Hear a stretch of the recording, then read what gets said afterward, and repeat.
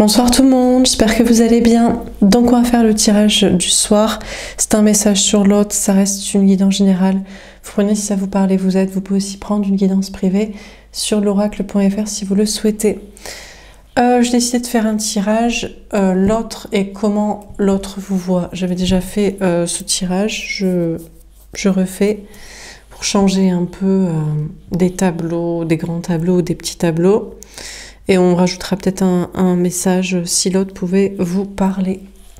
Ou comment il voit votre relation selon le tirage. Donc, comment est l'autre actuellement et comment l'autre pense que vous êtes ou voit, comment il vous voit. Alors c'est parti. Donc 2 cartes pour l'autre. On a l'équilibre des polarités.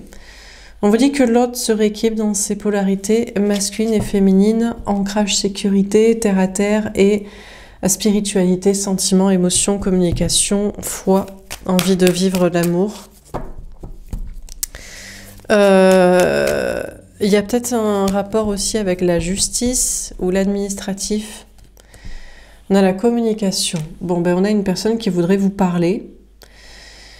Qui voudrait s'exprimer, qui voudrait avoir un message de votre part. Alors, comment il ou elle vous voit? On a l'amitié.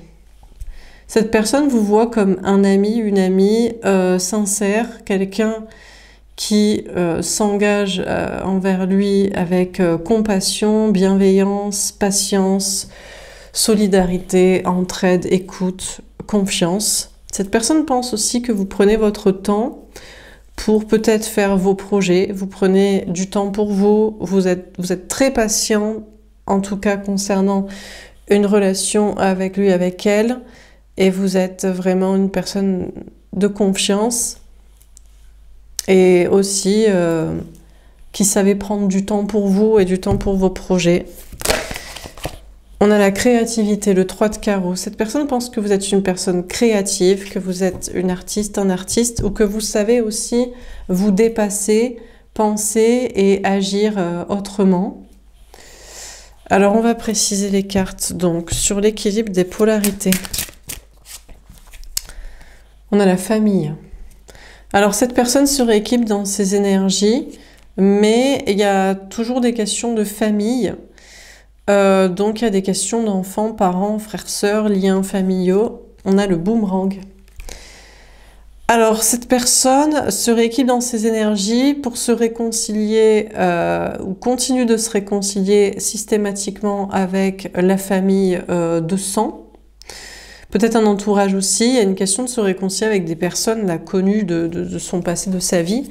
Mais il y a aussi une envie de se réconcilier avec vous. Peut-être que cette personne est d'un pied d'un côté et un pied de l'autre, entre toujours s'entendre avec la famille, mais aussi s'entendre avec vous, revenir vers vous, se réconcilier avec vous.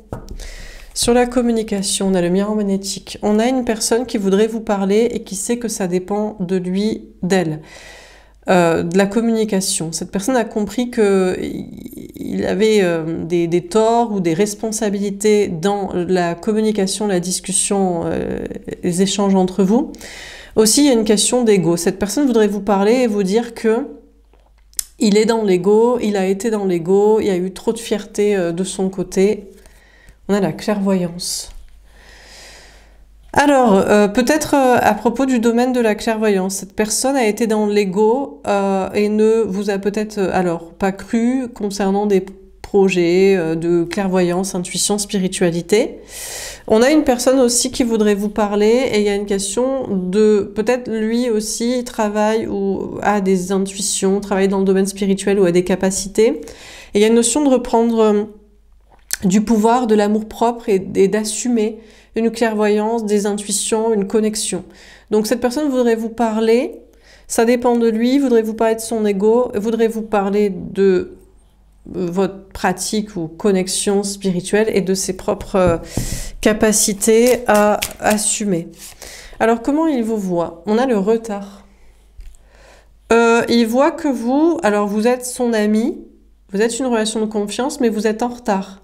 Vous prenez trop de temps pour sortir de la relation amicale. Peut-être il aimerait que vous soyez plus entreprenant, entreprenante, d'un point de vue sexuel, charnel, sentimental, romantique, enfin, sortir de la relation amicale. Il pense aussi que vous prenez trop de temps pour vous, pour votre travail, pour vos projets, que vous vous occupez beaucoup de vous, mais que vous laissez un peu guider, un peu couler, un peu glisser, un peu vous vous foulez pas trop, vous êtes en mode la routine. Cette personne pense que de vous que vous êtes un petit peu à la cool sur votre vie et que vous pourriez comme ça, que vous êtes un peu en mode retraité, quoi, en mode voilà, quoi, vous vous foulez pas trop, vous n'êtes pas trop impatient de mettre des choses en place, vous êtes limite en retard sur des trucs, des actions par rapport à lui ou des projets de votre côté. Alors que il pense que vous croyez que c'est lui qui est en retard. Mais pourtant, c'est lui qui pense que vous retardez un peu les choses, quoi. Vous jouez un peu trop l'amitié. Il aimerait que vous soyez, je pense, plus entreprenant ou que vous avanciez plus vite sur vos projets pour avoir plus de temps pour être avec lui, avec elle. On a la parole. Après, cette personne pense que vous avez beaucoup de créativité, notamment quand il s'agit de parler, de vous exprimer. Cette personne pense que vous êtes un bon orateur, une bonne oratrice, un bon communicant, que vous êtes capable de faire parler les gens ou de vous exprimer de manière indirecte par de la création, mais aussi directe par de la communication, que vous avez beaucoup de capacités dans vos projets liés à vous-même, voilà, mais aussi dans la dynamique de cette relation. Cette personne pense que vous vous dépassez pour lui parler aussi, de plus en plus, ou différemment, ou de manière plus authentique, plus franche, ou pour le pousser dans ses retranchements. Alors, on termine sur l'équilibre des polarités, la famille et le boomerang. La tentation, le diable. Alors, cette personne a peur, pense que c'est diabolique. Alors, soit de toujours se réconcilier avec la famille, avec un entourage, avec des gens du passé, ou pour des questions de lien du sang. Finalement, a compris que c'est pas parce que c'est la famille que c'est bien, ou certaines personnes du passé ou d'un clan. Mais cette personne a aussi très peur de se réconcilier avec vous. Il y a une question de sexualité aussi, il y a une notion de tentation. Cette personne a peur peut-être de basculer dans un amour sexuel, passionnel, décorrélé des cases et des conventions et des zones de sécurité. Donc il y a des peurs du côté de cette personne. Alors sur la communication, on a le valet d'air. Bon, mais cette personne est guidée par ses anges gardiens pour faire la part des choses entre le diabolique et le divin, le toxique et le pur. Cette personne voudrait vous parler et vous dire qu'il a eu trop d'ego, trop de fierté, trop d'orgueil, et qu'il y a une notion de se remettre en question et d'assumer des choses, ou de se remettre en question sur d'autres. Et il est guidé à faire ça et à vous parler comme ça. On a le 10 de feu. Cette personne voudrait vous parler et aurait beaucoup de choses à vous dire, notamment sur une question de clairvoyance. Peut-être cette personne pense que vous avez vu parfaitement clair en lui, en elle, et que franchement, il a eu trop d'ego et que vous avez vu juste. Et il aurait beaucoup de choses à vous dire en vous disant que finalement que vous avez vu juste, que vous êtes peut-être un bon clairvoyant, un bon thérapeute, psychologue, analytique, intuitif ou je ne sais quoi. Il aurait beaucoup de choses à vous dire en vous disant que voilà, vous avez vu juste sur pas mal de choses et il doit juste l'assumer. Cette personne aussi a des capacités de clairvoyance, d'énergie, et en fait, il voudrait beaucoup travailler dans un domaine comme ça. Il aurait cette personne voit clair sur soi-même aussi et se dit qu'il aurait beaucoup de choses à dire, beaucoup de choses à exprimer, beaucoup de choses à travailler et beaucoup de choses à apporter au monde, aux autres. Il y a une question de fardeau. Peut-être aussi cette personne se dit que c'est un peu lourd parce que vous voyez toujours très clair sur lui et du coup ça alourdit la relation parce que c'est trop facile, mais justement c'est un peu difficile d'être à nu et que vous savez tout et que vous dites tout et que vous voyez tout. On a le 7 d'eau. Cette personne pense que vous êtes dans le flou. Autant il voudrait vous dire que vous avez vu clair sur tout et il aurait tellement à vous dire que vous savez tout. Mais par contre, il pense que vous pensez être dans le flou et que vous comprenez rien. Que vous êtes encore à croire qu'il n'y a que de l'amitié entre vous, qu'il vous considère juste comme un ami, vous tardez à sortir de cette relation amicale ou à sortir de vos projets, à sortir de prendre votre temps pour vous. Il pense que vous êtes perdu et que vous ne comprenez pas la relation entre vous, comment il vous voit, comment il voit la relation.